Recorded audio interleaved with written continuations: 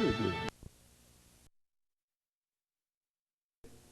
We're talking to Mr. Crowder, and the topic is the impact of AIDS on African Americans. And of course, Mr. Crowder, what we'd like to do over this last 6 minutes that we have here is to give you an opportunity to sort of inform our audience of some of the things that you believe and that probably you made up your mind before you got here today to talk about, that you wanted to at least leave with our audience. And so let's give you an opportunity to do that now.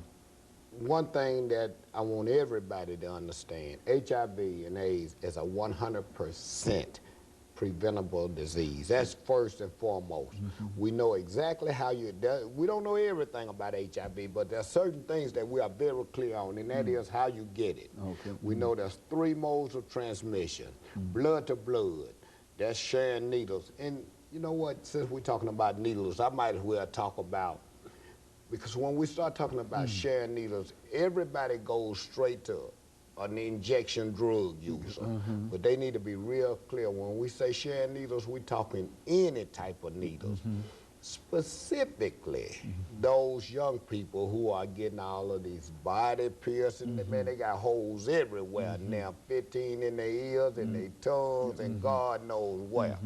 Now, if those are not being put in by a reputable body piercing person who's using clean, sterile needles, and let's be real clear, in order to do any piercing, a needle gonna have to be involved, whether it's a gun needle or whatever.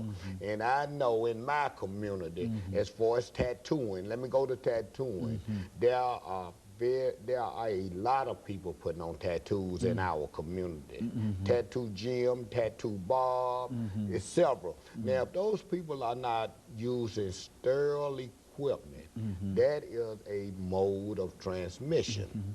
So we're talking blood to blood, unprotected sex with an infected person. And you just can't say enough about unprotected sex. You know, I mean, that's real important. 80% of all new infections are occurring from heterosexual sex, you know, and mother to child. Now, and I need to go ahead on and give you some information about mother to child. As we speak, with the advances in medicine, and this is a long study, there are virtually hardly any babies being born to HIV positive mother, because they had a study back in '96 called 076, whereby they put the mother on the antiretroviral drugs, the same drugs that they give a person with HIV, and it prevents perinatal transmission. So that's good. And so they got that almost down to 0. It's about 2 to 5% now of the HIV positive. That's if the mother know that she's positive and she's and take precautions. Right, absolutely, absolutely. And those are the only 3 ways. And the only 4 body fluids that transmit HIV is semen, blood, vaginal secretions, and breast milk. And if you don't get one of those body fluids of an infected person into your body, then you don't get infected. But again, and African Americans has got to step up to the plate and take this thing seriously. Again, 1 in 50 African American men has HIV. So when you go to church Sunday, you look around. If it's 50 men sitting in that pew in the congregation, 1 of them got HIV. And 1 in 160 African American women is infected with HIV. African American women is 28 times greater of getting HIV than white women. And so there's a great disparity between this huge disparity. The other thing is, we have got to feel that this is not something we don't have to be ashamed of, you know, because we're all human. We're all human. The name of the virus is human immunodeficiency virus. So every human got some degree of risk. And God made us to multiply, or so we sexual beings, and that's just natural.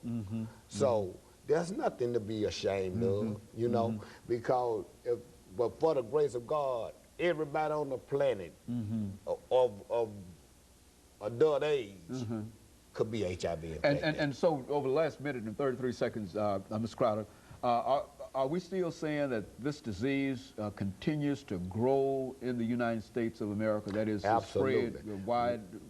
Right now, every year there are 40,000 new infections. Now, CDC has a strategic plan. I sit on that committee to help them with that. They have a strategic plan to cut the 40,000 in half, I think, by 2005. Okay. Every day, 50 African Americans become infected with HIV. Now, let me just say this. I got to say this. People over the age of 50 are getting infected at the same rate as teenagers. Now, we at 50 or 55 seem to think that we don't have an issue with HIV. Let me say it one more time. Say it loud.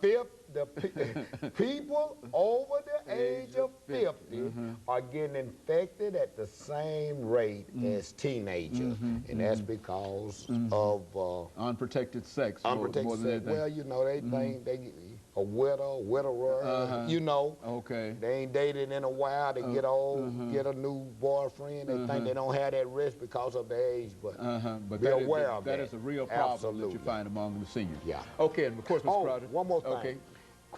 Quick, www.street-work.org is our web address.